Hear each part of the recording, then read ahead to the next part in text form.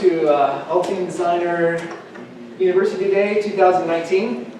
And today we're going to be talking about scripts and tips, rules and queries. So it's not kind of a high tech. We're going to get in and just dig into how Altium Designer works with rules. And for some of you it'll be new information, and for others it might be probably just old school. You might learn a thing or two. So hopefully it'll be something that we can all benefit from. So first of all, we'll take a look at design rules. So now, of course, rule number one is to read the documentation. So if you check out the documentation, there's a link here. They have all the way the Altium Designer is geared. All of our documentation is online. There's no printed documents. So they've been promising, they've been working on a better way to print it directly from the website, but they've been having some difficulties. It is rule driven, so no matter what version of Altium you're running, you just use the pull downs to select your specific version. Because sometimes even design rules, they collect feedback from Altium Designer. So when you are selecting rules and what you have enabled, disabled, or if you participate in the community participation program, they get the feedback of your settings. So that's why back around 16.7 or something, they had a big rule change. They changed defaults and things around, and it's because of the feedback that we got back. So it's a good idea to participate. Make sure you turn on the participate, so that way your specific rules get enabled that you like. Now also F1, whenever you're in a menu or in design rules or anywhere, just hit F1. It'll be topic specific. It'll open up your design rules right to that specific topic in our web browser. So of course, if you see Mike Creedon run around, he always preaches design for excellence. So of course that requires communication with your fab houses early on, and all parties. Your engineering team is communicate with their PCB team. Okay, especially as a PCB designer. How many here are PCB designers? Okay, just majority. So yeah, you need to talk to your EEs. Early on there are some ways to specify your rules at the schematic level, but you want to get there, find out the intent, because we want to make sure that they spell it clearly in the schematic, as well as being able to apply it at the board level. All right, so get ready to dig in. Now, the design rules are really the framework of the foundation of your PCB design construction. So everything that you do in your PCB design is going to be constrained by one design rule or another. And there's many influences. Your fabrication process, what are their limitations, what's the maximum they can do? I think Sierra Circuits was it Sierra Circuits that's sponsoring us today? It was one of the guys. So they, talk with your fabricators, see what they can do, look at their assembly processes. Also your assembly requirements for placement. Placement is, there's some new rule clearances and things that they've implemented to find out. There's also direction, what's solder flow gonna go. There's some rules for directing your solder. So a lot of times we might feel like this, where just feel really constrained. But if you think about it the other way, it's really keeping out the bad and keeping us on, to have a solid PCB that's built with rules, that it's built solid, that can be fabricated, and will pass our initial inspections. Now the design rules, they look pretty simple, just at a glance, because there's 10 design rules, or really 10 categories. And of course, each category has a number of design rules, and again, can get pretty complicated when you look at them, especially if you've done a board and you come back 6 months later and you're saying, what was I thinking?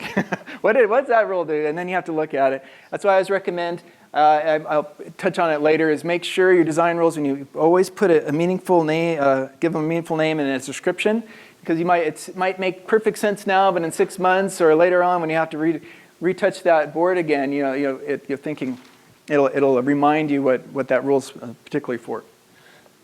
Now, of course, there's two types of rules in Altium Designer that you'll run into. There's the unary and binary. And what that breaks down to, there's under the hood, there's going to be a query that's targeting certain items. Now, if there's just a single query targeting like a pad or a track, just a single object, especially like for width rules, or via style, like the via properties. It'll just be a unary rule that'll target that specific type of object. And then those rules apply to that. Now then you have your binary rules, which are two queries which target two different objects. And then you have rules that apply between those two objects. So rule creation, they can be created at the PCB level or at the schematic level using directives. And you can also, so every rule under the hood is a basic query language. So you don't have to know the query syntax per se. There's some helpers, but it's useful when you're trying to create more complex rules to have an understanding. And I'll show you a way to how you can interpret your basic rules. So in rule creation, when you're in your design rules, you just right-click on a category and select New Rule. Now we'll look at how priorities work in a moment, but it's always the rule with the highest priority gets created. It gets created with the highest priority, and sometimes it just takes a while for these things to sink in, because you'll see how this works in a little bit. Because forever, I think I used to look at a list. I'll show you in the next slide. And I used to try to figure out what was the highest rule. And then when I realized the ordering, it just made a lot of sense. And I'll show you that in the next slide. So for rule creation, there's a rule wizard, which will walk you through a few different steps. And once you've done the rule wizard a couple times, you probably will never use it again. You'll get familiar with building rules. So you've got the rule wizard. And it brings up kind of a query builder. We'll look at the query builder in a little bit, like style dialog, which gives you, when you first start, it says, do you want to target one object or multiple objects? And then that sets it up if the Boolean conditions. So then you just click on add next object. You can target nets, belongs to item, different items in here. You have to be wary of the Boolean operator, because it's either and or. So the default is and. You just click on it, change it to or. You don't want to make the impossible rule. And where the impossible rule is you can't be a track and a pad. And you can use parentheses to kind of set blocks of items. So because if you're trying to target, because it can be 5 volts and a net or on a certain layer, and so you just have to be careful of the Boolean logic. And over here in the preview, it gives a little preview of what it's going to look like. And we'll see the same thing in the builder. It builds up a little task. It's also importing, exporting rules. If you have a design you've built, you want to export the rules for, you can. It's kind of hidden. You have to right-click on your design rules and then export. Now this will bring up a choose a design rule, which you have to select your design rule. So when this little dialog pops up, you have to hit Control-A to select all objects. And then you can export it. The same thing on importing. You have to select one or more design rules, and then you can then it'll import those items. So, yeah. We've run into it a couple times where, say, we've got different routing via styles. We have some that are using ours and some that are. Oh, I think. Can you do individual rules within the routing via style? Can you import or export? Yeah, so you can. So when you import or export, you can just choose. You can choose the specific, but you have to export a rule file. So you have to come in and do a special export, because it's kind of an all or nothing. And it'll ask you when you import. It says, what do you want to do with your existing rules? Do you want to keep them or chuck them? So if you keep them, it puts the new rules in up at the top. So if you had a certain set, it puts them in a higher priority. If you delete them, it'll get rid of the older rules. If a rule has the same name, it will replace it. So it'll just swap it right out on the back end. So also now you can use the find similar in the PCB. You right-click on an object and do find similar. Now the find similar opens up. This is for finding various similar items on your PC board. There's also find similar schematic. But let's say you right-click on a pad, and the default is going to just find that pad. But there's a whole list of of items that you can change to same or different. And you could even go in and change some of those values so so that you don't have to rely just on the object you right-clicked on. You can go and find similar. Now down at the bottom, maybe I'll come over. See, I don't know if my mouse works better over here, but down on the bottom over here, there is a create expression. So when you create an expression, it'll load this, not only find those objects, but it'll load that query into your PCB filter that's here.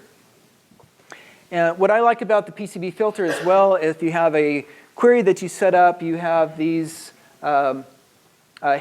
history and favorites. So you can go in your history, you can set rules up as your favorite. If you have things that you're going to be searching for quite a lot, you can set that up in there. And the hidden shortcut at the PCB, just to pull this up, is the Y key. It pulls up your saved filters. But that's a little bit off topic. But over here, there's this create rule. So once you've created your filter, it pulls in over here. You can create a rule from that. It'll pull up all of the categories, and you can select the category you want to create the rule for.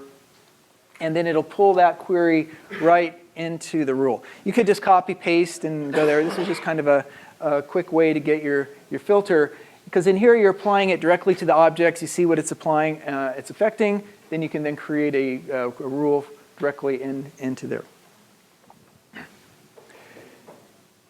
So as I mentioned earlier, when you create a new rule, it's the highest priority. And the way we really have a priority-driven methodology, I kind of think of it as a bucket methodology.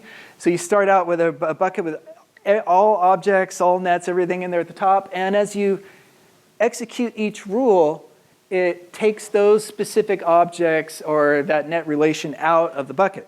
So then down at the bottom, you have your all rule, and all, whatever hasn't had a specific higher level addressing it will handle the rest of the rules. So now, with that said, this all rule can be anywhere in your priority list. It's not necessarily at the bottom. So if this all rule is somewhere in the middle, then any rule that's underneath it just gets completely ignored. So you got to be careful of where that all rule is. And sometimes I'll get excited. I want to go create a new rule. I'll open up my board. I'll hop in, create a new clearance, and I'll go in, and I'll change the default rule because there's a default all there. And you can easily change that. So you got to make sure that you're aware of that all rule. You want to create a new rule, which gets created a higher priority on top of that. Now coming back here, what I said with rule priority, and you guys will probably laugh at me because you'll say, how could you not realize that? But with rule priority, I used to always click on the top category, come over here, and sort by priority, if you can believe it. Because you can, you've got all the priorities here next to your rules. However, then one day I found out that the rules are always listed under each category in priority. So the highest priority is the top one, second priority, third, and fourth, and so forth, down to the lowest priority in the list. Now when you create a new rule, it's a little confusing because that rule doesn't have the asterisk, but everything else has an asterisk. Because what happens with that new rule is it creates it with the highest priority, and then everything else gets knocked down in priority. So you get everything everything gets an asterisk except the rule you just created. So it's almost kind of opposite of what you've been, trained with file editing and saving. So now there's some drop downs in a rule. You just go to the drop downs, so you can, and depending on the scope, if you have the object type, there'll be some different. Well, typically you have all, net class, layer, and when you choose these, it pulls up some other drop downs associated with that list. So, but under the hood, it's still a query. So, it'll look something like this over here in the preview. So we've got so now the query builder. So if I come over here now, down at the bottom, there when you have the pull down, there's this custom query, and they used to have the query builder right at the top, easy access. So now you have to go to custom query, and then you get access to the builder. And the builder is just an easy way it gives you add conditions similar to the wizard, but it just gives you you just click on add, it has a condition, you click on add another condition, it makes the default Boolean is and, you want to make sure if that's and or. And then it gives a little preview over here, and you have the pull down from the list over here. So it makes it really nice to generate a kind of a quick rule that you can target specific items for. So then when you hit OK, then it'll put this query in the list. Now there's also the helper. So if you have a query that you're trying to modify, of course, if you type right into the syntax box, it'll automatically give, it'll pop, it has like a preview, it'll pull up list. And if you type in like isNet, open parenthesis, it has a drop down right in the dialog, so you don't have to even use the builder, you just type right in. However, with the query helper, because sometimes you might have an error or you can't figure that out, you click the query helper and there's a little check syntax down here at the bottom. And when you click that, it'll say, oh, it's missing a parenthesis. It's not as robust as telling you the error, but at least it gives a hint at this area. And also, every single type of object that you can create a rule for is in the list there. So it's mostly for very advanced, probably more advanced than we ever want to know, but everything is there. Usually you can do everything you want and just write either in the query box or in the query builder. There's a number of really good examples at our website. So I put the link here. It's called Scoping Design Rules, so you can go there and just choose your version that you're running, and they'll have a number of good examples that you can use. Now, how many here knew about the rule testing scope from the design rules? Probably a lot of you. Okay, well, some of you.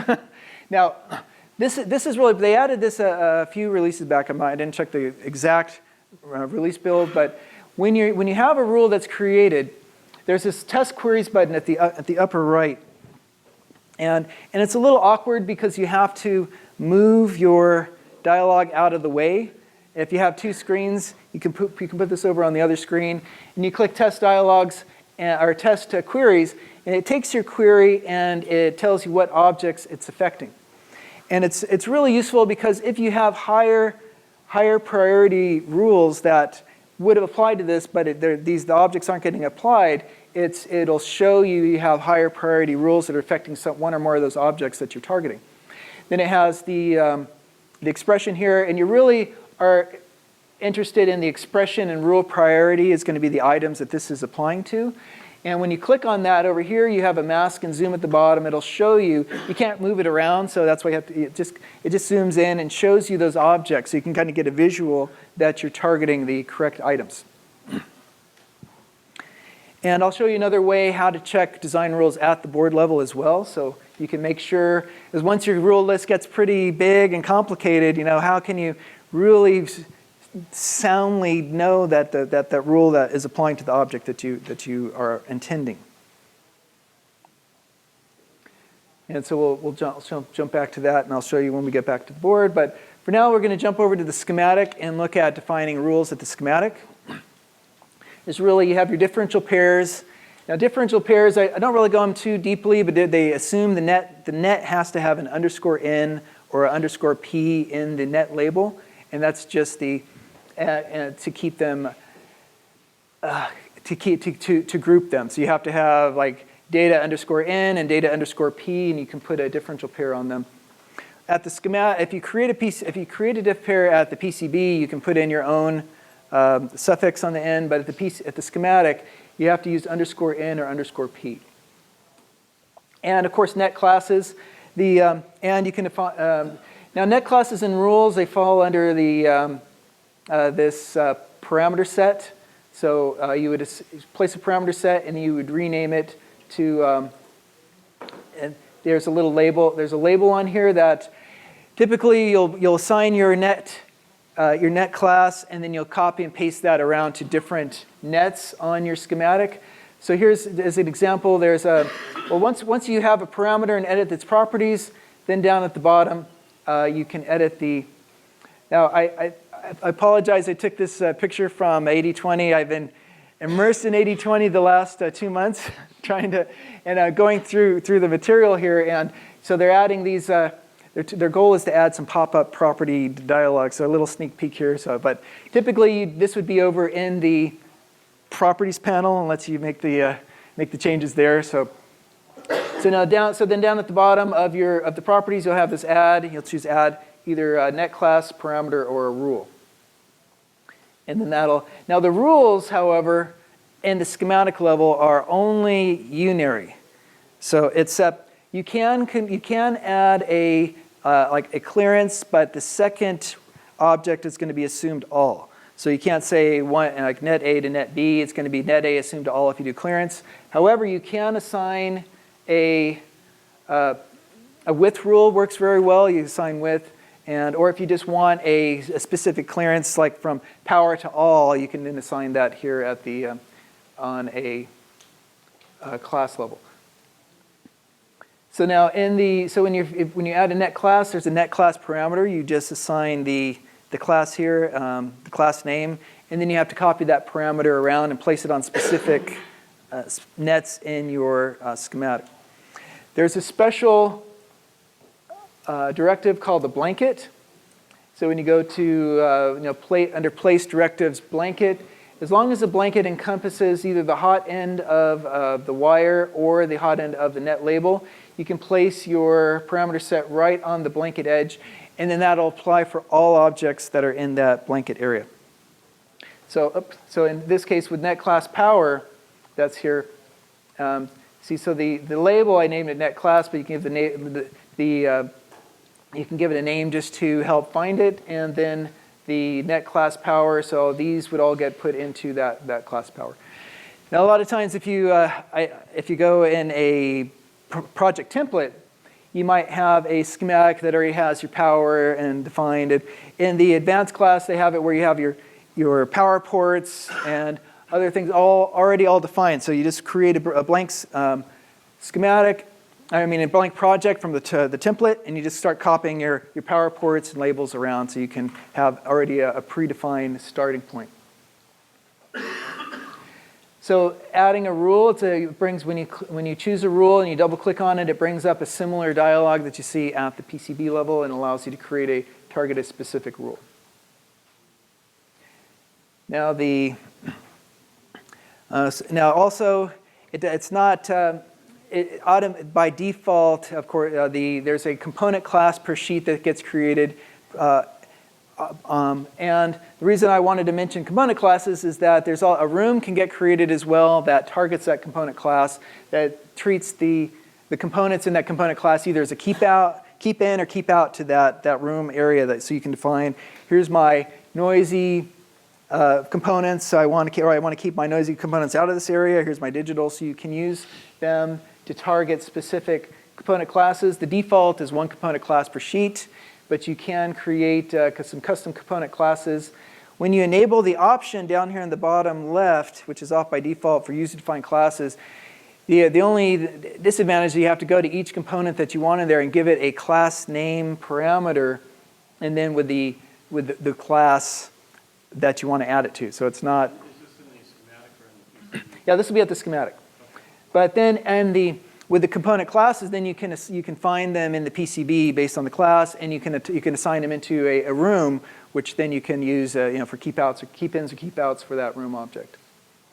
Then now these component classes and rooms up here, this is just for the default. For every component on a page, it creates a component class that, as well as a room. So you can uncheck the rooms here if you don't want to see the rooms generated.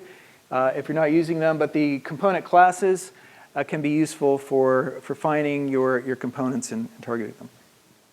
Now the project options, this was in the project options in the class generation tab.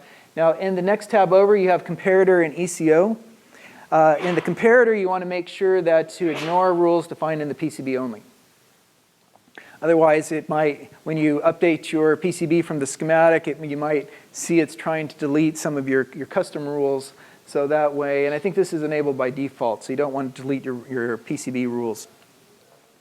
And also with the comparator as well as the ECO generator, the comparator tells what do you compare against the schematic and the PCB.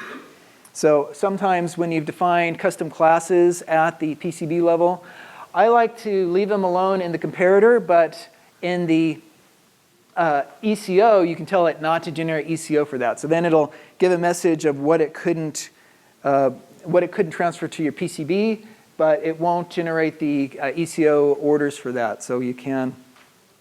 But sometimes you'll define some rules or diff pairs, and you'll see it's removing that class, removing something you define the PCB, and you can uncheck it in the ECO options, but after so many times, you can always make that mistake. So you want to make sure, and usually it's just to remove options. You don't want, sometimes there's modify, or sometimes you want to allow it to delete things, so you don't want to constrain it so much that it's not going to synchronize your PCB and schematic. But you just have to be careful with, like with classes.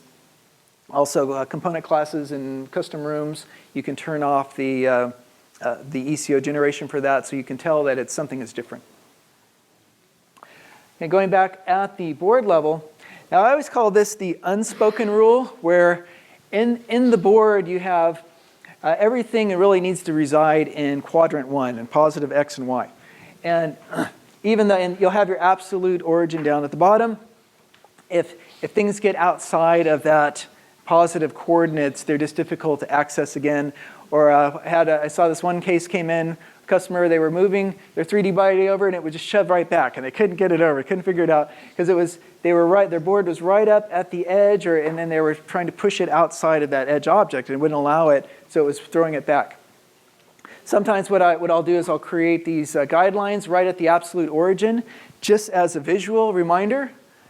But if you change your absolute, because you can change your origin anywhere you want, like the bottom left corner of your board. And if you've done that, you can still add these guidelines, but it's a little more tricky because you have to place a guideline and then just jump to absolute 0. But that's not necessary. You just have to visually remember that it's positive. You want to always work in your positive X and Y coordinates. Now the next thing I want to talk about is the board clearance outline. Now, historically, to keep objects inside or outside, inside your board or away from the edge, you'd put a keep out around your board.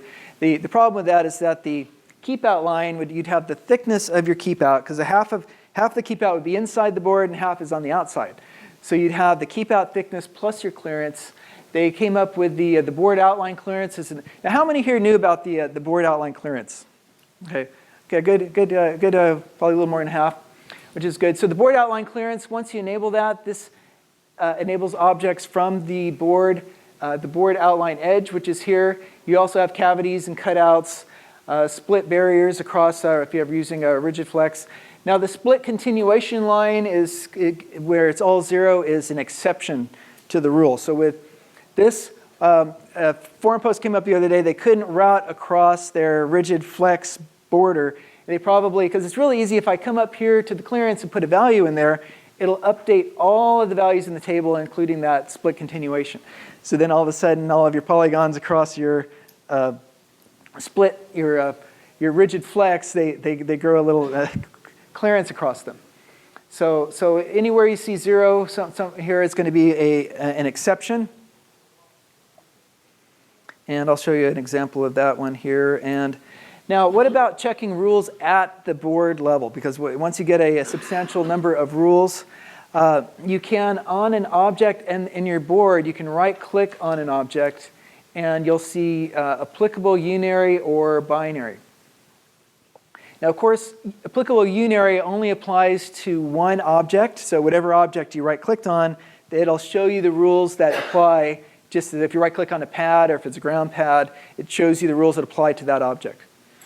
Now, applicable binary, since it applies between two objects, it'll prompt you for the two objects you want, even if you don't have anything selected. So it says, I want to compare two objects. It says, well, okay, well, which one? So you have to click on them. The trick is, if you click the two objects before you invoke the rule, it uses those two objects. So you choose a pad, and I'll show you a quick example of that. Now this will pop up, like, for example, the unary rules, and when you look at it, there'll be a little green check for the rule that's applying to the object, and you might see one or more little red X's on other rule definitions. Now, I've had a number of people I've spoken to have confused that. They say, oh, look, it's green. That means it's good, right? Yeah, but this is really saying the green check, and when you're checking that, is the rule that's applying, and if there's the red X is for a rule that would have applied, but it has a higher level priority rule that overrode it. So this would have been probably the default width, and the power rule was there, so the power rule took priority and applied to that object.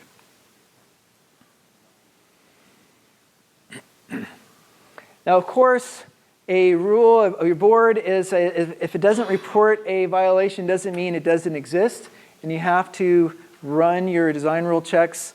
I think just the other day, one of the gals posted on the forums, she had a rule disabled here.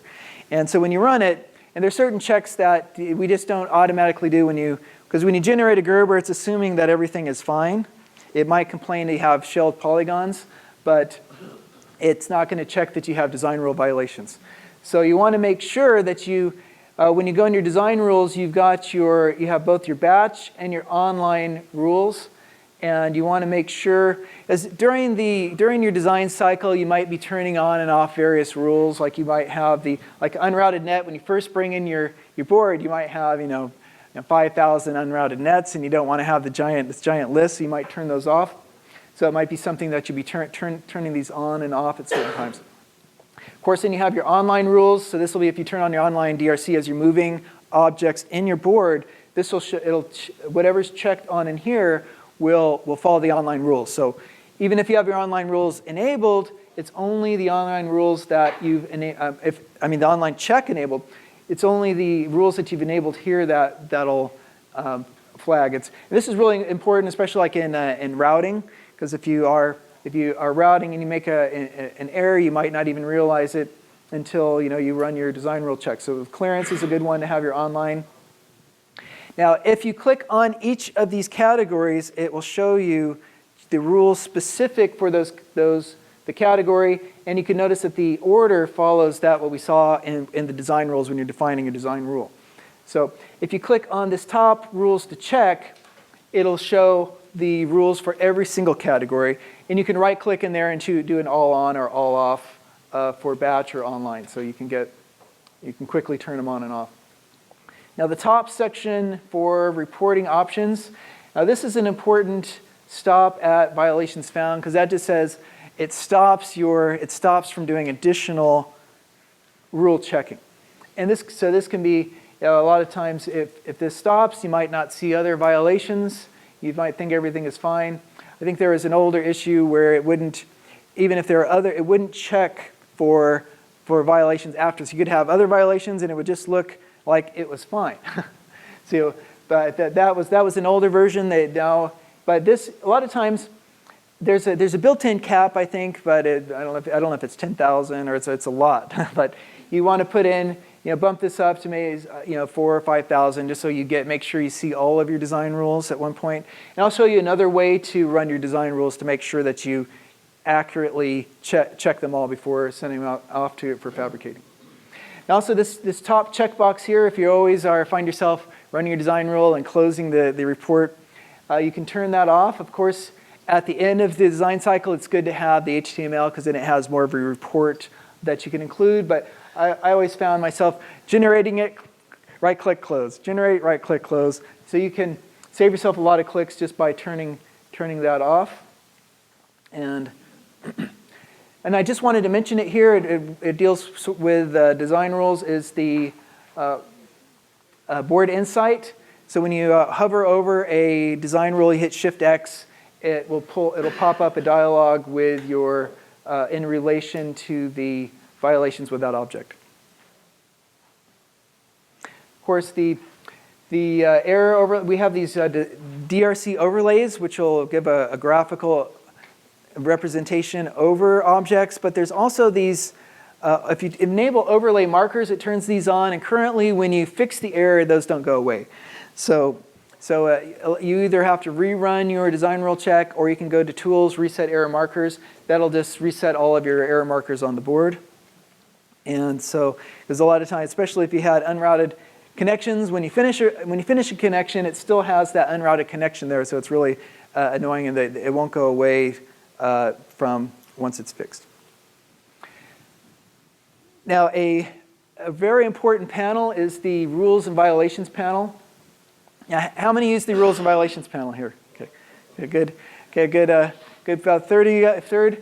So in here, now this works tightly and close with the design rule check. So when you run a design rule check and come in here, all of your violations will be listed at the bottom. You have zooming at the top. You can zoom, and you can select the objects. And additionally, when you click on the objects in here, it'll highlight the associated primitives that deal with them. And you can run specific rules. At the top, you have the rule classes. And when you click on one, if there's an all rule at the top, if I right-click on all rule, it'll evaluate all of the rules. Then you can click on a category at the top, and it shows the subcategories here. So you could just right-click on a specific rule and run that rule without going through the entire design rule process. Before this, you have to go in, turn things on and off all the time. Now you've made a couple changes, you just want to verify that. You just right-click on that clearance rule, and now it only analyzes just reanalyze that rule. It'll keep all the other rules untouched. Now this, I wish they would make this read-only, because this is like when you touch this, it changes the behavior of your design. This isn't just an on or off. This is the rule itself. So if you had a 5-volt clearance and you turn that off, that rule's gone. It doesn't. It's not. It's the same thing going and disabling it. So you have to be really careful about this on. Hopefully they'll turn that into a read-only field, which would be more useful, because when you turn it off here, it's a disaster because it changes your board behavior.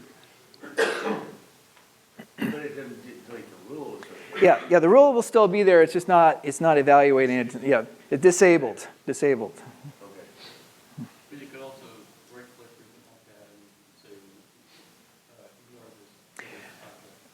ignore this. Yeah. So this way. Yeah. So this one. Yeah. There's an ignore, and I'll show you how. I'll show that when we get to the demo part. For the override. Yeah. For the ignore.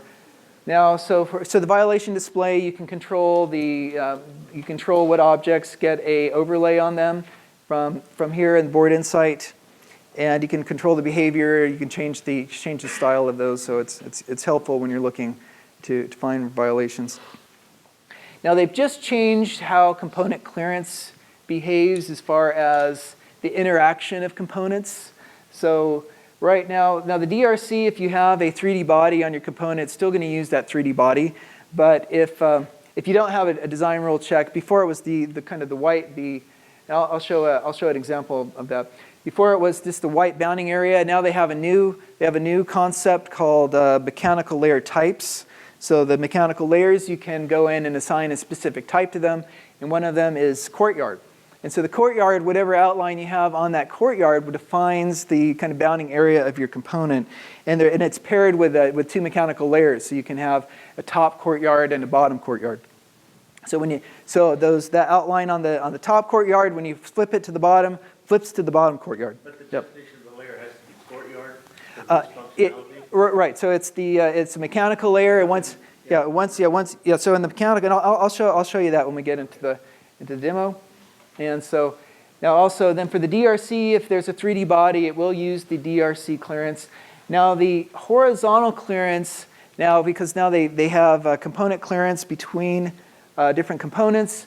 And if you have a courtyard, it'll apply this clearance to the courtyard. And rather than from the body. And the behavior might change down the road, because right now it's from the courtyard, and they might add additional variations down the road. And I'll show a little example of that. Of course, I mentioned rooms. Rooms can be used as component keep-ins and keep-outs, but they can also be used to target rule areas on the board. So if we have, for a with rule, you can have within. There's a within room keyword or a touches room. So the definition between that, if it's within a room, like a track segment, it's fully contained inside the room boundary. And touches room, if it goes across the boundary, then it's not fully in the room, so it's just touching the room.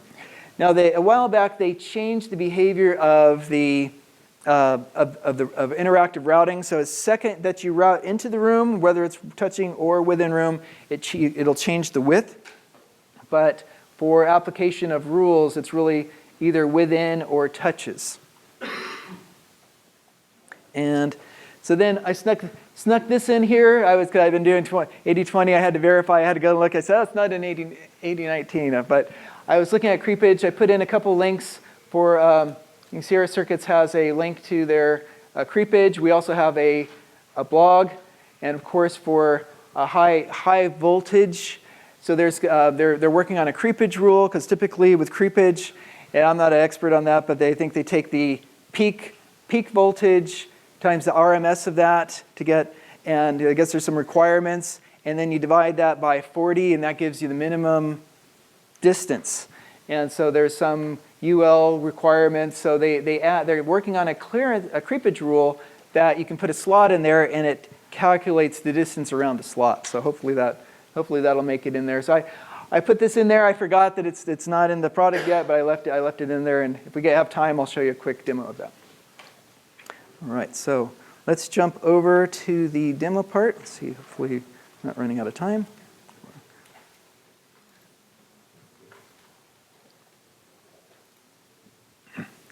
Now, some of this might just be a boring review, so hopefully I'll try to keep it. But, oh, hang on a second. I need to duplicate my screen. Sorry about that. I think I was, Okay. All right, so in here is just you'll never see resistors like this one, but these just as an illustration, we have a ground pad on the top and a ground pad on the bottom, VCC on the top, VCC on the bottom, and then just some resistor nets, just to illustrate the rule priority. So in here, and I've labeled the rules as the priority 1, 2, and 3. So priority 1, and this is going to be a net and layer, so it's ground objects on the top layer, and it has a specific clearance down here. There's different nets only. You can also change the scope of those, but typically you have different nets. We've got the second one is ground to VCC, so it's net ground to net VCC, and the third one is the ground to all, and then followed by the default all to all. Which was, as I mentioned before, you always want this all rule in your list and make it the lowest priority. Because if you lose your all rule, I call it wiping the all rule. There are certain operations that might complain that you've lost your all rule, but anything that doesn't get touched by a rule, it kind of falls into what I call the nether, or through the cracks. It gets some kind of random assignment. So you want to make sure you have this all rule down at the bottom. As I was mentioning before, if there's just one clearance in there, you typically go in there to make a new rule, and you just modify that, and you've just destroyed your all rule. So I've done that. How many are guilty of that? Yeah. So, all right. So now, but looking at rule application, so I can click this top ground, and I'll just click.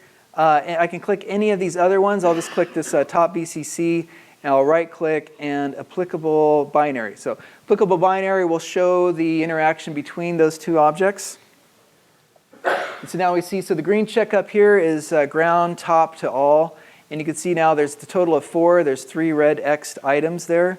So now if I take the bottom ground, for example, I can choose VCC, either top or bottom VCC, because the second rule is targeting VCC, applicable binary, VCC to ground to VCC. See, now there's only 3, because the ground to top ground to objects was higher priority. So now we have ground to VCC is the lower priority, and the top ground is no longer in the list. And the same thing if we did a ground to this other object. Now it's just 2 items in the list, ground to all. And then of course in the default clearance, if I was to choose these last 2, just generic nets, and choose applicable binary, now we have just the default clearance rules applied. So as your rules get more complex and more rules, being able to quickly validate what rule is applying. Now, of course, and if you right-click on a pad, of course, the pad doesn't really tell you width rules or anything, but there's the applicable unary rule, and that you can just use tracks or width, and it'll show. And I'll show you an example of that a little bit later. So for number 2, all right. So so in this example, so basically they have some keep outs. Let me just clear the error markers. So they have some keep outs up here in the upper left and right corners on the keep out layer. and they have some keep outs, keeping components out of this other keep out. But I'm going to create under Tools, Polygon Pores, a polygon for the top layer in the board. So right now I don't have any polygons created. I'll just come down to create a new polygon from over here and board outline. So that'll create a polygon on the around the entire board. Now sometimes it doesn't. Oh, and it's funny because in 80/20 they're trying to, because you can get a lot of polygons in here too. So in 80/20 they have categorized them by layers. It makes it a lot easier to. So I'm used to double clicking on. Sometimes it doesn't display, and you got to double click on that layer to make them display. So that'll be. Now when I click on it here, you see the properties of that will appear over in a built-in panel to that polygon list. So I'm just going to assign it a ground net real quick. And I'll just leave the defaults for now. And so now once the polygon's poured, if I zoom in, I'll just go to single layer. Actually, and when I go into single layer mode, we see that the polygon is pouring right up to the very edge of the board. Now over here I've got a keep out, so that's why I've got that keep out clearance. So it's got the keep out object and it's got the clearance from that keep out. But to the edge, and I've just got the ground on the ground. The ground, if you have a ground plane, it puts a double wide in there, so that's why we see half of the outside. But if I go into the rules now and create a board outline clearance, just if I go to my design, you can hit DR, design rules. Under manufacturing, there's a board outline clearance. Once I have it minimized, down here at the bottom, and I'll just hit new rule. And let's see, what was the value? I was going to put a specific value in there, which was, I'll just put on 1.25. So if I type in this field, I'll put like 0.25. And I think that is in. If I hit Control Q, it's in mils, so I'll put 0.25 millimeters, which is. Yeah, 10 mil, sorry. So now you can see when I type in this top value here, it automatically updated this whole bottom field, so I can just highlight drag across that bottom, drag across the whole bottom row and type in 0 and hit enter, and it'll zero out that row for me, because that's, as I mentioned, that's the special split continuation across rigid flex. And so then I'll hit OK. Maybe I'll make this a little bit, that's fine. I'll just keep it as that. So now when I go in here, I don't think I have my auto repour on. I'll just repour the polygons. Let's repour all. Oh, it's pretty small, but you can see it if I go into single layer mode. It's backing away from the edge by, so it's not right on the edge anymore. I probably should have given that a little bit bigger value just to illustrate. But so you can see that it's going to automatically pull. Let me just go and do that real quick. I'll hit DR. And let's put something bigger in here. I'll put it like let's see. And it doesn't really matter. I don't have split plane in there. I could just leave it. And polygon actions. Oh, well, it didn't change it. Change it a little bit, but it wasn't. So that way you can back your polygons. You don't have to worry about adding a keep out. Now the old way to do it, you'd go in and you would go to your design and board outline, and you generate an outline of your board and primitives, and you put that on your keep out layer, and then you define keep out. So this, with the board outline, it doesn't have a you don't have to worry about keep out lines. Now I'm just going to run a quick design rule check. Now the default, the board outline clearance is not enabled. So if you go in here, I had turned it on earlier. You want to make sure that you enable that. So I'll just run a design rule check.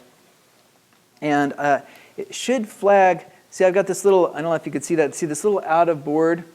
Now, and that's only because I have tracks on this particular component. If I hit Control-Alt-3 just to go into 3D mode, and see I put it, and you probably will never see a little connector. I threw this on here just as an illustration, so it goes out of the board, but it's flagging these tracks as out of board.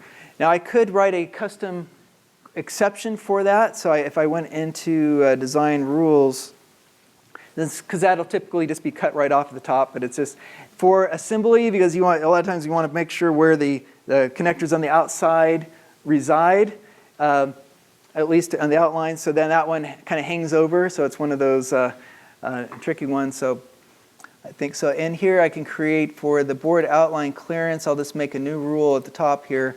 And I can then, under all, go down to custom query and then query builder. Now here you can target particular footprints. So there is an associated with footprint.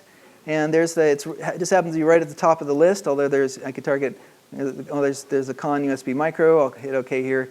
And then I've got the board outline edge. And then from, I could say, tell it, because I wanted to target the footprint and the tracks in that footprint. So now down here at the bottom, I could go down to the outline edge and track. So this one here, I could hit, if I set 0 here where they intersect, so track and that's an outline edge here, then that should go away. I think I have to, let me check my online DRC. So in the PCB section at the top under General, I guess, yeah, online DRC. And sometimes to trigger online DRC, you have to move an object. So I'll just rerun I could just run it from so I have my PCB rules and violations open. So I could just come over here and run the board outline clearance. And of course, they're alphabetical, so I should be able to find it. Oh, here it is. Okay. So I'll just go ahead, right click and run. And then see now that little out of board went away. So you can write custom rules for those. Now you can see here now what's going on over here. You just added the symbol and get rid of that soap screen that's too close to the edge. Oh, now this is just yeah. Yeah, and I just wanted as an illustration, and if you're printing it as well, because I know in Fedival's class he taught me this really great trick at Fedival Academy, is you print out your assembly, and if you have all your connectors, you just put them on the paper, if you don't have, and then you just match and make sure that the outlines are there. So, but you could put it onto a mechanical layer. This also, I left this one here. This also has an outline layer and a mechanical layer. That mechanical layers don't get flagged with rules, so that's a really good point. So this one does have an outline on the mechanical layer that would, then when you do a printout, you just print out the outline in addition. Are we ever going to have that capability to change layers? That I don't know, and that's kind of a tricky question because people have been asking that question a long time. Yeah.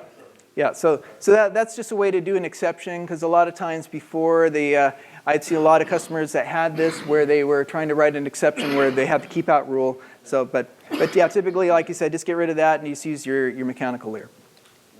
All right, so over here I've got, so this is a key on the keep out layer, and I'll just go to non-signal layers over here. So if I go to the keep out layer, they've got this keep out object with a mounting hole right in the middle. They want to keep everything out of there. And if we look at the keep out, so any objects on the keep out is going to restrict objects on all layers. It's going to say and you have you can refine that a little bit more. So where the keep out restrictions, you can target specific objects like vias, tracks, copper, SMT through-hole pads. So this will keep out all of those objects out of this area if it's on a keep out layer. Of course, keep outs can be layer specific. So you can put those on, I think there's a couple on the bottom layer. Let me just hit the L key and turn on top and bottom here. See, so over here on the bottom layer, see this is a keep out on the bottom.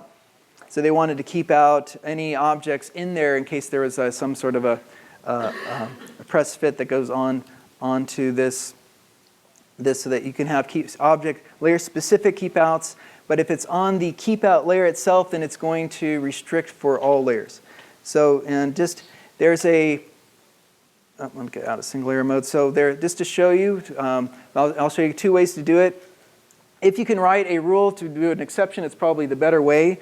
But you can create, if you right-clicked under violations and go to the clearance constraint, there's a little waved option which if you can't get a rule to exclude that or figure out a way to around that, you could put a waiver in there, especially if you're working with Nexus, where when you're releasing, which is our online kind of our vault systems, online server for, you can release your component into your network server. And typically they'll run through a rule violation, and if there's any violations on your whole board, they'll say, oh, you can't release it. So, are these waivers retained with the database? Because this is in. The waivers. Is it not? I find that board outline rule violations that have been waived come right back when you're rerunning. Yeah, when I reset the rules, it seems like it throws away the waivers. Yeah, the board outline ones, if you locate like text outside the border or something, when you rerun it, you're gonna have to waive them again. But Okay. if you stay in the design and rerun it. But it's outside. Okay. Okay, outside. But just as illustration, I'll show you how to override this in the rules. So when you do waive a violation, it'll change the color, so it's still, the violation's still there. It just said it's waived. And when you run a design rule check, if you create a report file, then any waived violations will be up at the top. It'll show waived violations, and so you can check on those. Now in this case, since this is our keep out object to the to that mounting hole, and this is a kind of a, and one, we can make a exception for that. If we actually, I've created a pad class already. So a quick way to create classes for objects is to select them. If I select both these mounting holes, but using Shift, I can go under Design Classes and create. See, I already created a pad class here, but you just right-click, create a new class, and I renamed that to mounting hole. Now, these are already over here, but if there are things selected, I don't know if you can really see it, at this little, right here, this will get highlighted, so any objects that are selected to the board, you can click on it, and it will add those, like if you have highlighted nets or objects, you can use these to, like, let's see if I remove these guys. And I have to click on one, and then I'll remove those. So then the little highlighted symbol here, when I click on it, it adds both of those highlighted pads. So then for a design rule, if I wanted to make a clearance for those, since it's kind of a, I can right-click and make a new rule for my mounting holes here. And for the pull-down, I could just go down to Custom Query, and from the builder, there is I could do associated with pad class. And then there's should have my mounting hole class that's here. And then that'll target that rule. Now, the one thing is when you're targeting this here, all of the other rules are still going to apply. It's just the one, so there's, so you're still, these rules down here will apply to that object. But since it's kind of a special case where we're just going to exclude that through hole pad to the keep out layer, I could even put over here and, I could do I'll copy this. And because sometimes if I go back to the top and choose a layer, for example, and I can choose my keep out, although I could just do is keep out since I have keep out objects on the bottom, but if I just want these specific items, I can choose the keep out layer, which is down here towards the bottom, keep out. And then once I've set these up here, once I switch back down to custom, it'll pull those queries in. It should. Oh, hang on. It should, but let me go back. And so we've got a layer. I might have to hit apply. Let me just hit apply here. And then go back to custom. Okay, there it is. I think since I had changed it, it didn't really stick yet. So there's my, on my layer keep out, and then I'll say and is in pad class. If I move this over here, I can then test the queries. See, once I click that button, I can't move this around anymore, so you have to kind of move it out of the way first. And then so now objects actually applicable to the rule. So I must have got my rule wrong. And in pad class. So on. Oh, it's on layer. Yeah, it's because it can't. Now it's because now through hole objects are a little bit. Well, this is on layer, and I think I forgot one step here. Now down at the bottom. And this is a good point to get into this, where when you have clearance like this, you have these simple and advanced. And the simple, it simplifies certain objects, like it'll just say copper.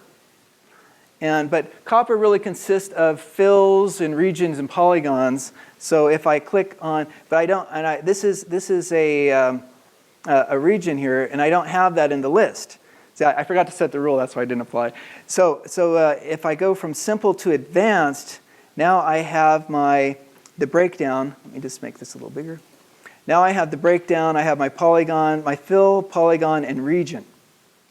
So I can go over here for my region and click on through-hole pad and then hit 0.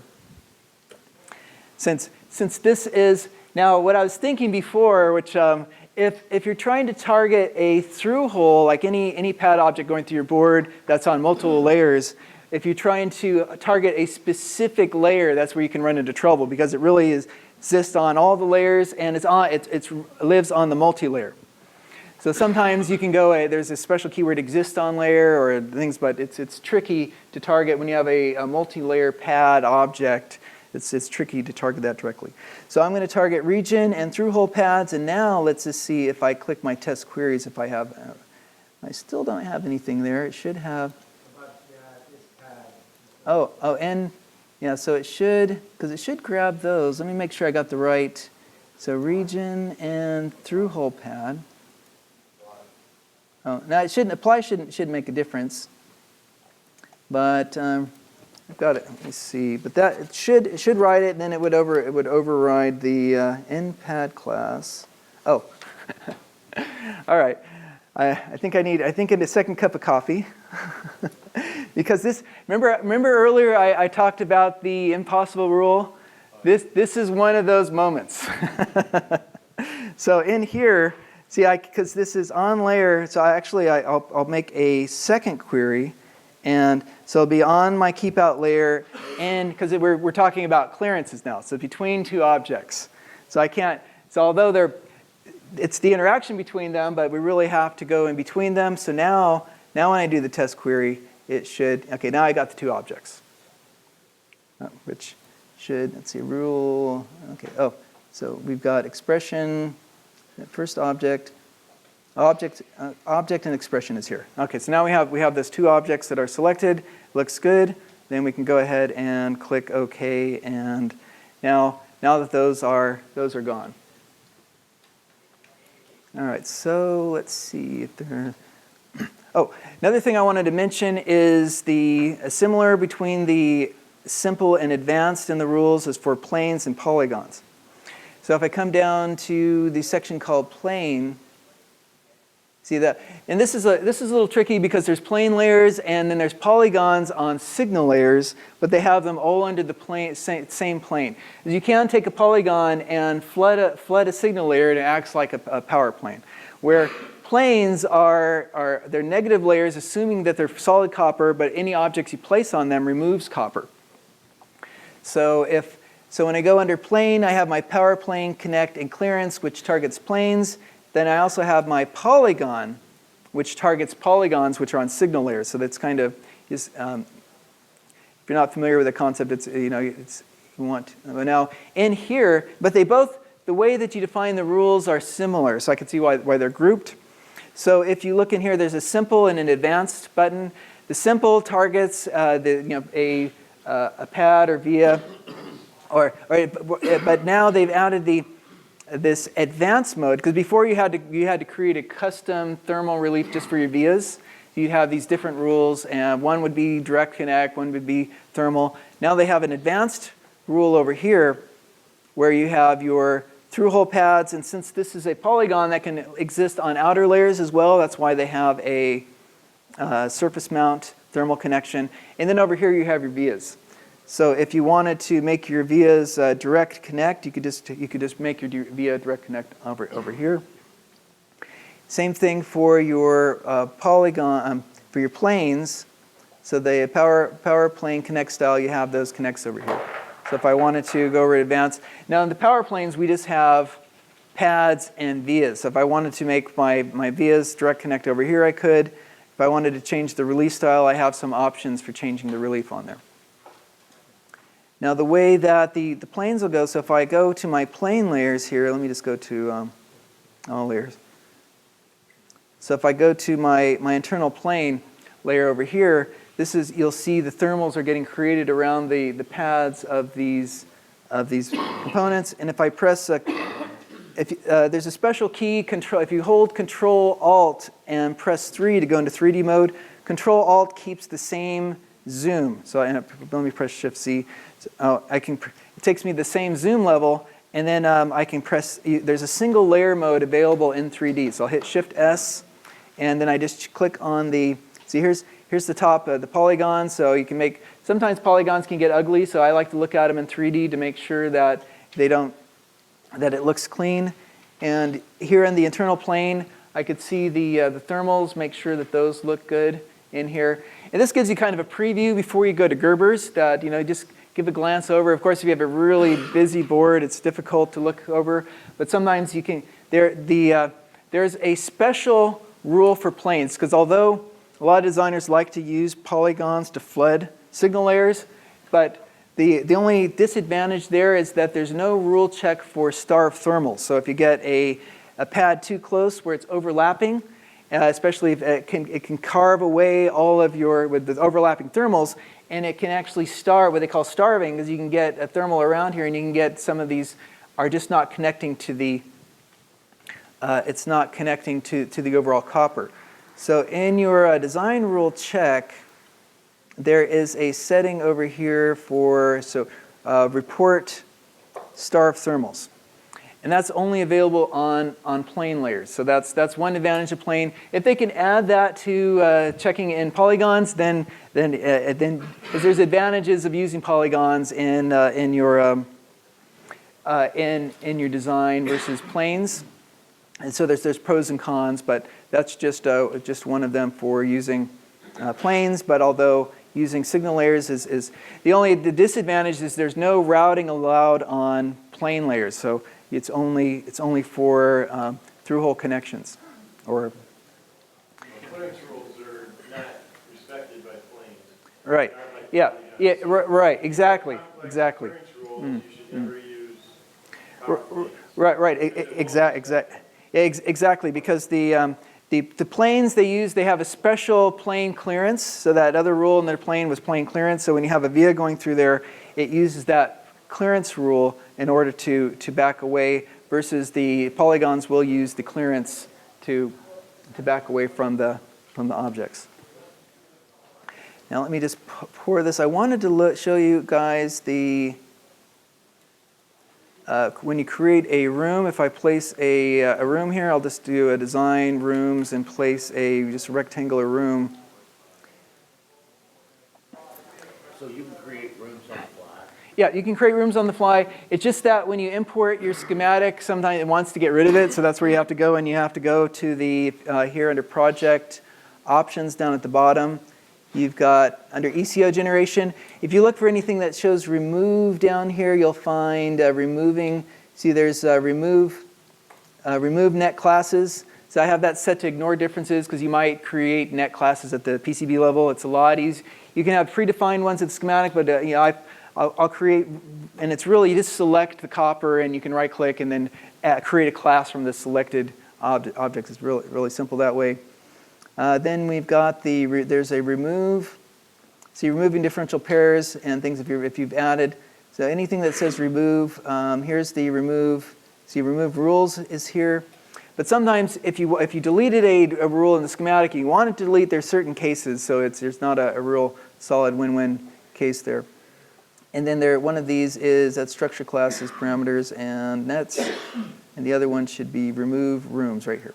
So I have remove rooms as the default. I checked this off. I think by default it's on. So if you have remove rooms on, and it'll try to remove the room when you import it in. Let's see. Oops.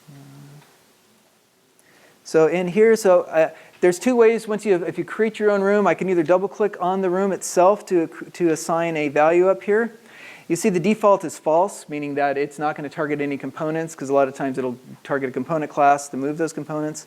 And I'll just change this to 6 mil. And I'll hit OK. Down here,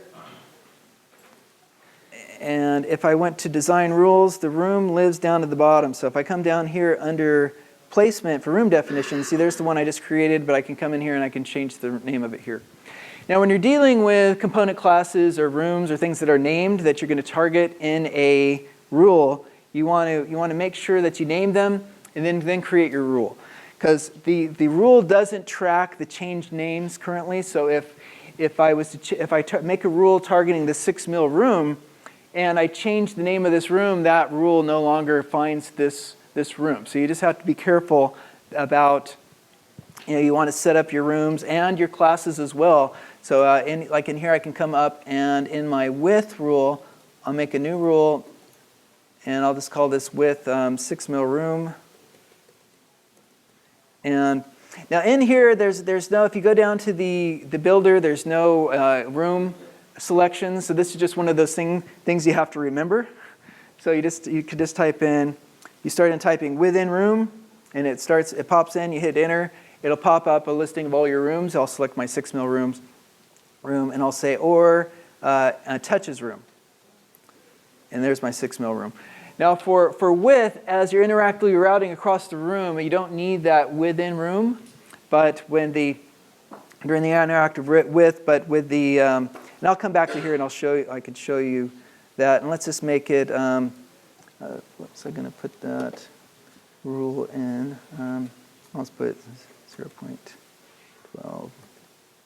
Now the widths have a minimum, preferred, and maximum. So let's make it, I'll just put it 6, and actually it's a 6 mil rule, so I'm going to make them all 6. So anything that's in there is going to be 6. You can't vary it. So I'll just put 6 in all 3 categories, and then hit OK. And now I don't know if you can see that. So the room area is there. Once I route into the room, I'll just place a route, just UT, and I'll start routing up. And as I go, let me zoom in. It should change. See, as I cross the boundary, I don't know if you can see that, it changes to a smaller width. And then I come back out down to the bottom. So that's the rule is overriding. The room is overriding the regular rule, and from the priority. And if we look at the design rules, how they're applied, see if right now I have within room or touches room. So if I hit my test query and objects applicable to the rule, see I can't move these around. Let me just move these around a little bit more. See, so I have within room or touches room. So, and this is pretty close to the border. But I think so. Now if I click on here, it's choosing all of those. And let me go. And now I'm going to just choose the within room. So I'll get rid of that touches room. So now it's only within room. And I'll hit the test query, and once I hit, it might. Okay, so now you can see that these bottom sections dropped off because the segment's not fully contained in the room. So that's why now the rule's only checking this. So this may cause a violation, even though the interactive router routed right through there because they programmed it to do it that way. It's in it with a new function, but the rule at this point, since well, it may not flag it. Now, sometimes if you have a segment that's, well, here it's kind of iffy, but if these segments extend down farther, I think you might get away with it here, but like older designs where the behavior was different, you might come over here, and depending if you clicked inside or outside, it would change the behavior before they changed the way that the interactive router worked. So maybe it's just kind of ingrained in me that I always do the within or touches, but it just kind of an illustration of how it applies to those. And I was going to do let me go back to via style, and so for the routing vias, let me make a new rule. So the routing vias as well, you can target a rule. Let me just go back in and grab this. Now this should it's probably just within room because typically things on the border you don't really need to target those, but I can even target the whole thing and go to my routing vias and I can paste those into a custom query. So then for the routing vias, I'll make these for the via diameter. I'll put these in as 12. Actually, this will be let's make these the diameter bigger, 24, and the hole 12. So this, because the default, if you look at the default via size, it's pretty big, 50 and 28. So this is still a pretty big via, but it's just to contrast. So when I start routing over here, see if I place a via, I could just hit the 2 key, it'll place the via right on there, and once I come into the room area and I press the 2 key, it places the smaller via. And this is really good when you're doing a fan out. You can place the room over your component to fan out, so then that way you can get a smaller width and a smaller via in the area. Right, then thermals. If there's anything else I wanted to tuck in here, there probably is, but pad class and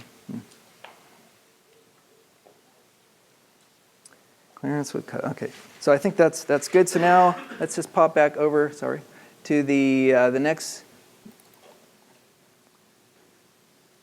Now you probably all have seen the Spirit level design, which it's a pretty old one. So pre-18, you may have noticed that there was a white sheet, then that went away because they couldn't get it. I mean, when they went to 64-bit.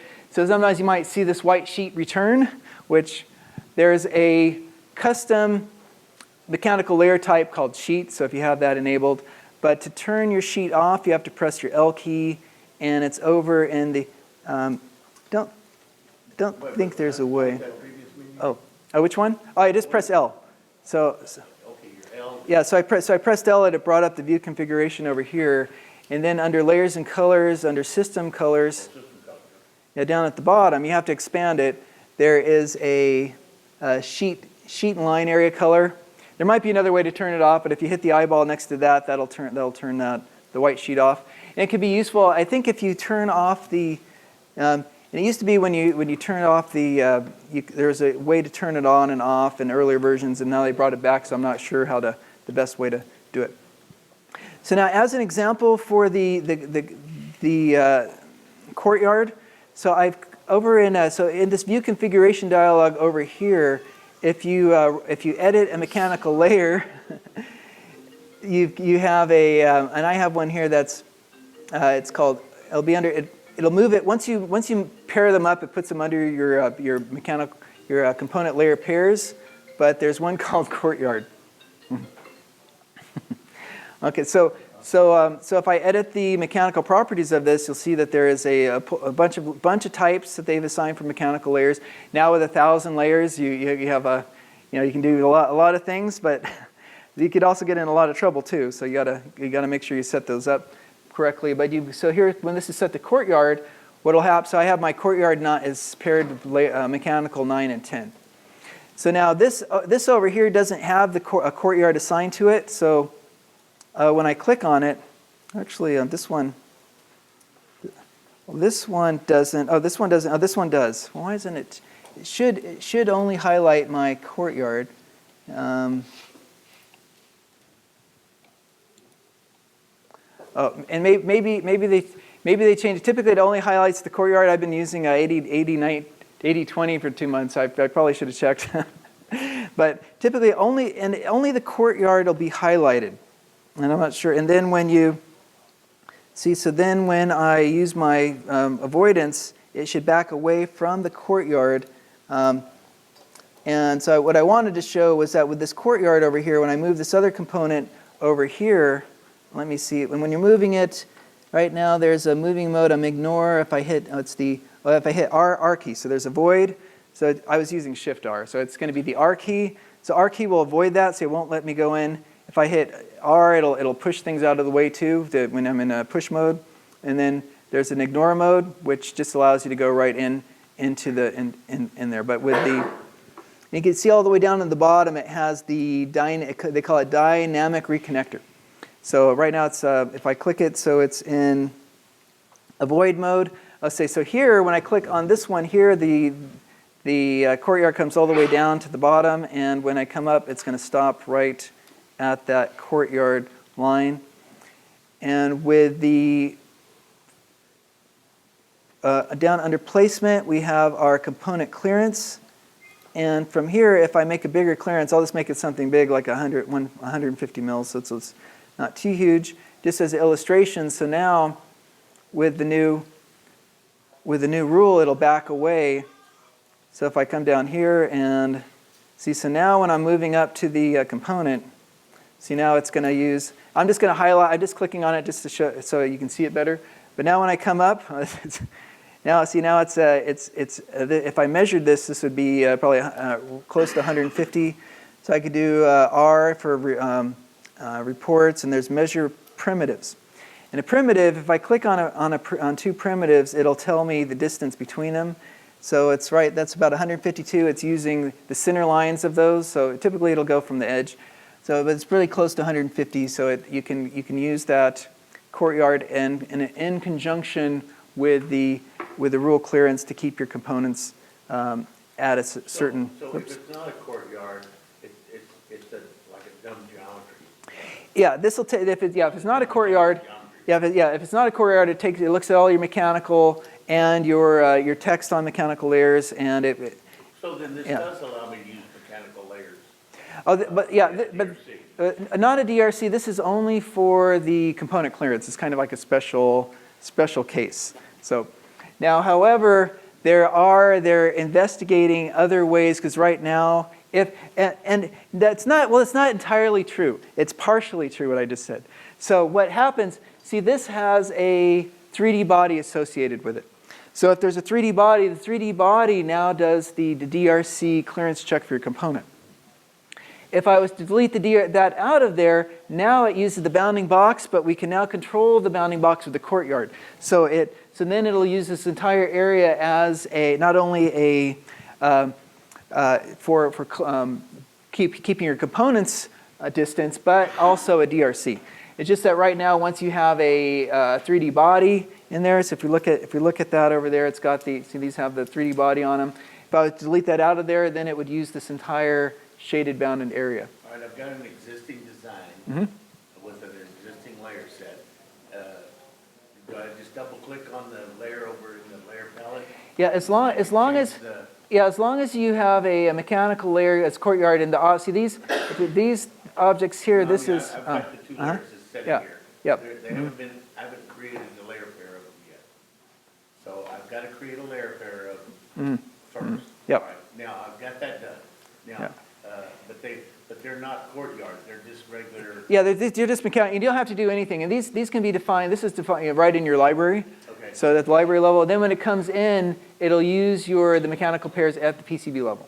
Okay. And they're working on ways of mapping defining component pairs and mechanical pairs at the library too. So I still think there's probably some caveats to that, but it's getting better. You can define, but pretty much it'll use the values at the board level. That's why when you create a template, you have your board set up with your predefined. And you really have to work with your librarian team to make sure that your layers parallel, fit in with the layers that you're using at your board level and standardize on those. So if you caught the template class earlier, yeah, question in the back. How does this interact with? All right, now most of my library based on using the wizards. Creates, or the footprint wizards, usually creates a courtyard on layer 15. Oh, right. Yeah, there's top and bottom. So then, if you're using the wizard, then you'd want to then come in and set your courtyard for like 13, 15, or whichever ones you're using. Yep. Yeah. So then, if there's an outline on there, it will use that as the courtyard. Yep. Good point. Okay. So now. So if I already have a component pair layer, I have a component place top, component place bottom. I've had that in my footprints forever, but I never had this courtyard thing. Oh yeah, because the courtyard is new. No, that's just the mechanical. Yep. Those two layers Yeah. to have that additional courtyard property on them. Right. Yeah, at the PCB, and then it'll automatically use it just because of the mechanical pair. All right. So on this next one, I want to look a little bit at differential pairs. So when you place, if you have differential pairs, the schematic I mentioned before, you need to have an _n and an _p. And when you place a directive, it's from the place menu under directives, there's a differential pair. And when you place a differential pair on your on your wire, what it does is it sets that to as true. So if I select it, and so this just sets a parameter called true. You can assign a rule to that here, although the rule gets assigned to the net. At earlier versions of AltiDesigner, it didn't work well, but they made it so now it'll work, but it's preferable to assign your differential pairs at the board level and target the differential pair class. One thing they did add, which is really nice, is the ability to add a differential pair class right to your differential pair. So you just go over here and you add a class. So down here, so there's add a net class, and there's also for differential pair, they have a differential pair net class, or a differential pair class. And what that does is it takes that differential pair and puts it into the defined differential pair class. It's these. I have two pairs of differential pairs. These are on the PE side of the input. So I already set all of these up to have that PE class. And so what will happen, these differential pairs, because each differential pair consists of a positive and negative, it'll take that group, and this first differential pair goes into the PE class, and the second one, I think I added, there's another class over here, I think that's on, might even be on the other page, there's a, oh no, here it is, this one here on the USB, I think this one, these are in the diff pair 90. See, they added these are just, over here they had added these diff pair 90s just as a informational before, so then you had to address those.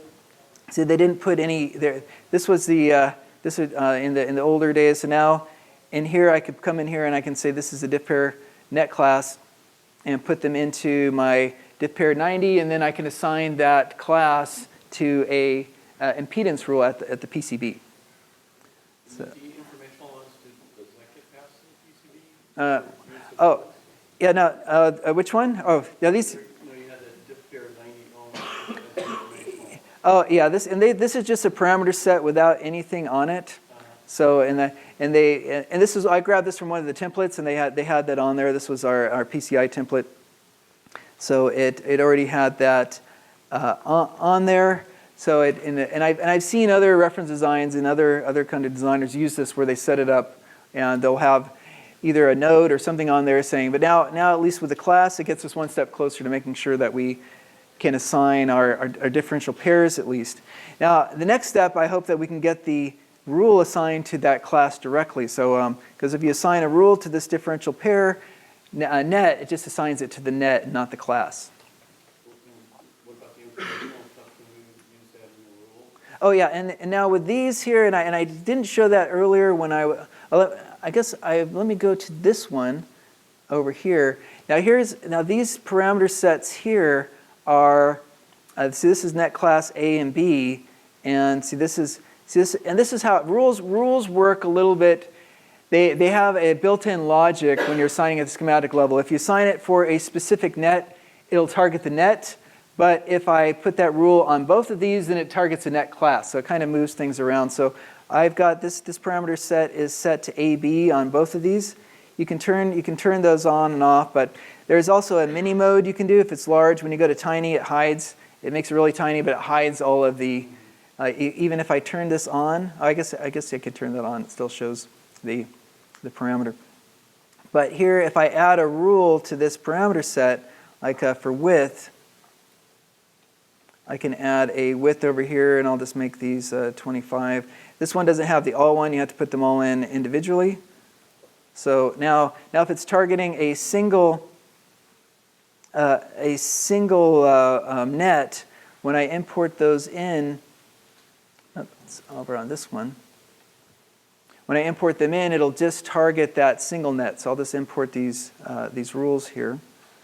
And you can see over here, it's what happened? It's going to it's removing everything, but it's adding the rule down here. I don't think I updated that particular schematic. So it's adding the rule, and it's going to add it to the net. So I'll just go ahead and execute those for now. See, it just removed some of the other things. I think I was probably experimenting with something. And if we look at the imported rule now, it will be under routing width, and it calls it schematic width constraint. It's a default. and it's just targeting that specific net. So, and let me just step back just a second, and one thing that I found out that one thing that I discovered that why I always use net classes is that if you target just a net, then that net gets, unless you're using in this fashion with a directive on a net, the net gets translated into a query. So then if that net name subsequently changes, and that's probably a rare occurrence, but let's say I targeted VCC and then later on I decided I want to name it 3v3. And I targeted a net, if I wasn't using a directive, my old rule would still say a net VCC, because if we look under the hood, what's really happening here is that if I go to my custom query, it's translated to a query, but this query doesn't get updated. So you just have to be knowledgeable about that. So when I found that out a while back, so I always use net classes, but then you're at the same boat. If your net class name changes and your rule's targeting that, they're not closely coupled. So you can get them out of sync. So in critical rules that if you assign it at the schematic, but then let me just go back there real quick. But then you run into, as I like to name my rules and just so that they're meaningful. Now you have this schematic with constraint. However, now the logic built into the directives with classes kind of, hopefully, so if you go in, don't rename all of your nets, because if you assign it to a net, but then assign it to a net class, the logic will change and it'll delete this rule and bring it in targeting the net class. So like I'll say this will be my A net. And now I'll hit OK. But now if I was to go back to the schematic, and I'll delete this other rule off of that, and I'll just drag this parameter set down. So now these both have the rule. They're both still part of A/B class.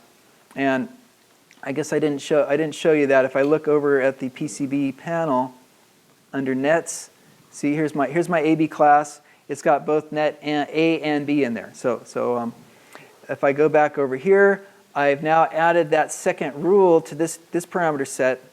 And once I bring it back into the board, just to design import changes from the PCB. So see, now it's going to modify that width constraint, and what it's going to do is it's going to add the new parameter and target the net class. So let me just go to design rules real quick. And I guess it did remember it, but now it's targeting net class. I could have swore when I did it before, it deleted it and added it back in. It's probably when I was doing some tests. So it did remember the net name, so now it's targeting net class A and B. So I think, but there is a way that this will get deleted and brought back in. Maybe I deleted the parameter set and added it back, or I was copying some things around, because this parameter set has a unique ID on it, which are hidden at the schematic. So you don't know which one is which, but it couples with that schematic unique ID and that's how it keeps track. So it has some built-in logic related to those. Now, as I was mentioning for the over here for the differential pair, if you target a rule on the differential pair, so that has the class. I think over here it's got a rule. So yeah, it has this differential pair routing rule. So if I just double click on that, they set up a diff pair rule here. And this is probably one area that could be improved, defining your differential pairs at the board level. So once I import these in, we'll see that it's doing a bunch of stuff too, but let's see. Now, if there's things that you don't want to do, like these connectors, you could just right-click and disable all of same kind, which will just disable all the rules, all the modifications of a single section. I used to go through and click on each of these individually. Did I have the right one open? I guess so. So I'll just, all right, and sometimes I'll just do disable all, and I'll add these two at the bottom. And it's adding my power class. I'll come back and show you that one. I'll just execute those. See here and I didn't add, I guess I missed that one here, but I'll go look at the design rules. So under the routing differential section, see it'll bring in it says schematic diff pairs and it targets the net. Now, a while back, this didn't used to work, but they changed it in newer versions of Altium's. If you target a net for a differential pair, it'll work now. In earlier versions, it didn't. But ideally, this should really target a net, the net class. I mean, the diff pair class. See, if I use the pull down, there's a diff pair class here, and then there's all differential pairs, and then there's a differential pair class that came in. So ideally, you want to assign your differential pair classes, and then you can assign the rules. It's just that it's still a little quirky assigning rules for your diff pairs at the schematic level. And let's see Oh, and here in this exercise, I put a blanket around here. That's just you go to place, directives, and blanket. And as long as you draw the blanket around your components, around the hot end of the wire or the hot end of the net label, then when you edit the net class over here, I put power on over there, and I think for some reason it wasn't liking this aux. I know we've had issues with aux forever, so when I was bringing those in, if I look at my nets, I have my power class, and see +1 and ground. I know aux is kind of like one of those reserved keywords. I don't know if it was Delphi compiler or something like that. It used to, if you had aux, it would, and I don't know, I just couldn't get aux coming in here, so I spent probably too much time thinking about why it's not in there. So but, all right, so there's that. And lastly, I think we've got, let's see if I think there's one more thing I want to talk about. Same net clearance rules and import export. So let me go back to the spirit level.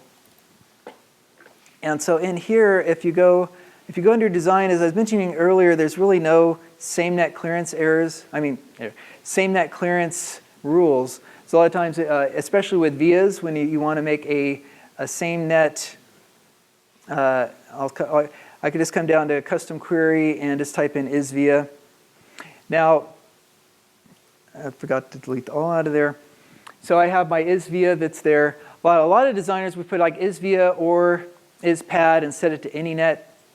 But I like now with the introduction of microvias, it gets a little bit more tricky because now if you have a same net via to via, then that's also going to target the microvia. So what I found I had to do is I had to come over here and say and not is microvia. So because I want to target my vias, but not my microvias, because microvias, of course, they're just a via that goes one layer down for the HDMI, and they'll be stacked up. So I'll put my isVia and not microvia here, and I'll put that down here on the bottom. And then for the constraints, we'll set that to same net only. So then I can give it a clearance constraint down here. Of course, this is just going to be via to via. So we could, so all the others would be ignored. But here's via to via. Losing my doubled up vias. Yeah. So especially there's also a hole-to-hole clearance. I'll show you in a second, but. So if you drop a via down, then because you want it'll flag a violation if there's another via that it's hitting. If you're on the top and you're dropping a through hole and you're hitting a blind down on the bottom, you didn't see it. This will flag it. But otherwise, if it was the same net, so you could so you have your via to via rule, whichever you want to put in here. I don't know what a good value is in there. I'll just put 10 mil for now. This will keep my same net vias at a distance.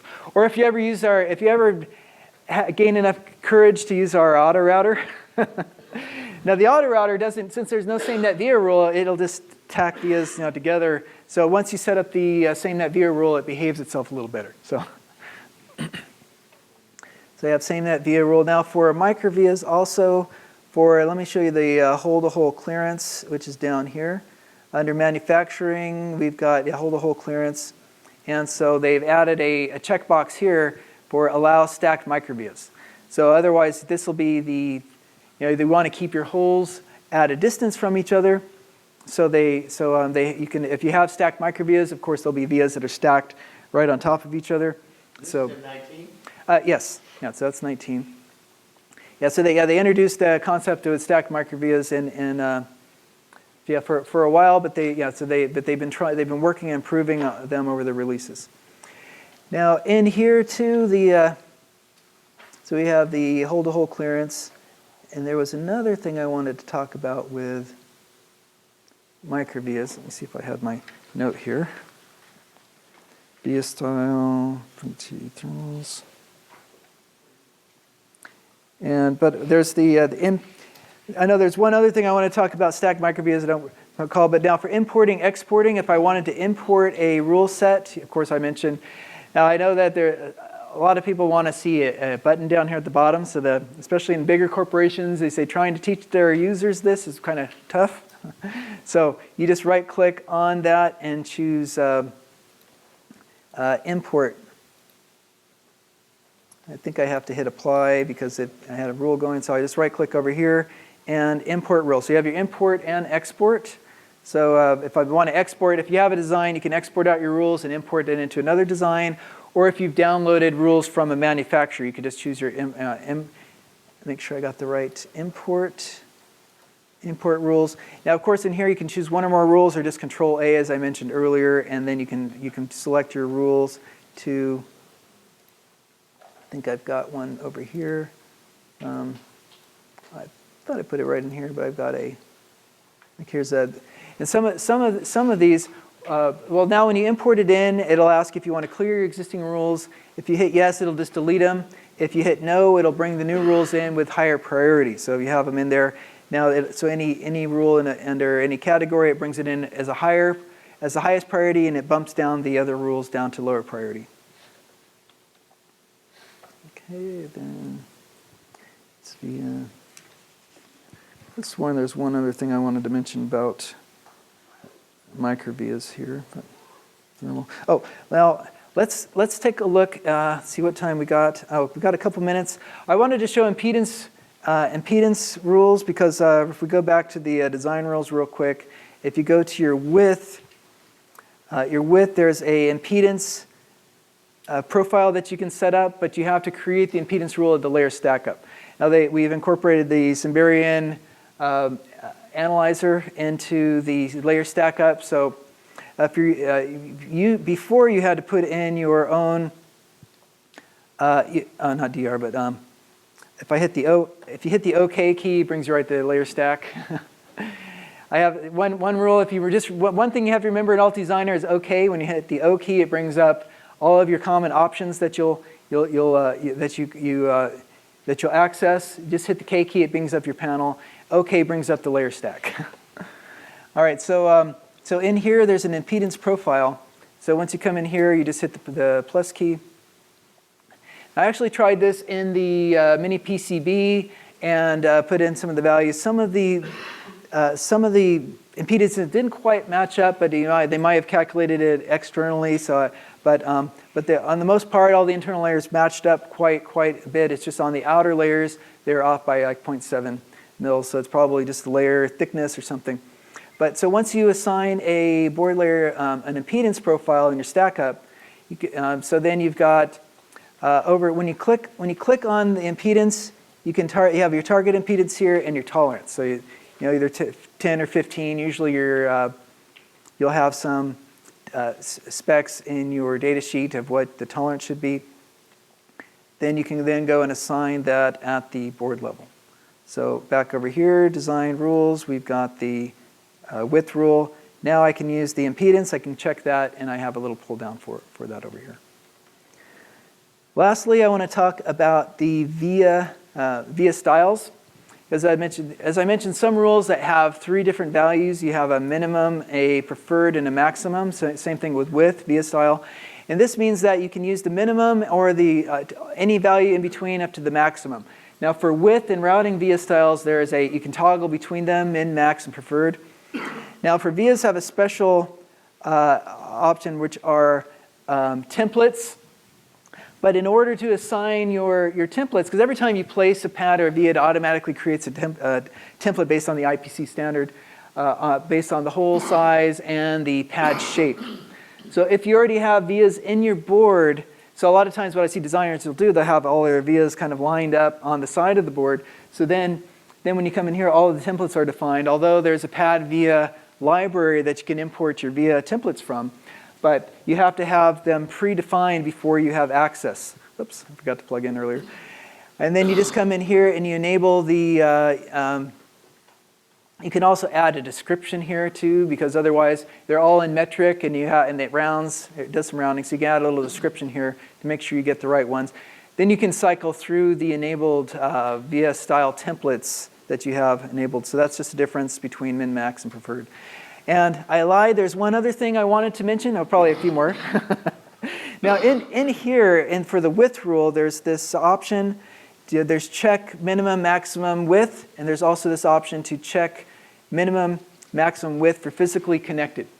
Because it's important, sometimes you'll get a valid connection, but the two ends of the track are just barely touching. And it's considered a connection, but it's really can cause manufacturing issues down the road. So this option here, check min, max, what it does is it checks with the connected copper and it makes sure that all your connected pieces match the width requirements. And so that, just to let you know on that option.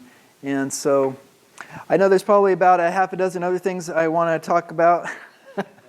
There's a lot. Rules are pretty depth, so I think we just kind of touched on most of the generic things. But I know you guys are probably getting really hungry and getting ready to go, so I want to open up for questions before, and then we can let you guys get out of here. All right. So if you want to be a speaker next year, let us know. All right, so questions, anything that you guys want to bring up or like to? I found that I can put a pair rule in, but if all three min, max, and the preferred are the same, when I go to a DRC check, it flags it because one is a little different. Yeah, they've been working on that to especially because sometimes when you assign a value, it's equal that if there's slight variations, especially with rounding. If you're using a metric with 5 precision or even a higher metric, that's more, and that's been just found kind of, but that shouldn't happen, but it does. Yeah, but it does. Yeah, it's probably from like rounding internally, and so it's. I have to change like the minimum and max and get right. Yeah. With going back and forth between metric Oh, yeah. and imperial. And I get vias that have way out there decimal somewhere. I have to select them and have to force the values to change. Because when I get the drill table, the drill table says I've got the same via on the same layer. But it puts it in twice. Yeah. Now I think usually if you switch back and forth, it shouldn't change the value. But if you modify the value, because just switching back and forth, and that's kind of been an issue for ever since as long as I've been in Altium. But when you just switch back and forth and look at it, it shouldn't modify it. But if you change a value, then that's when it applies the rounding. So you can run into trouble. All right. Well, I thank you all for your attendance. I'll stick around for questions.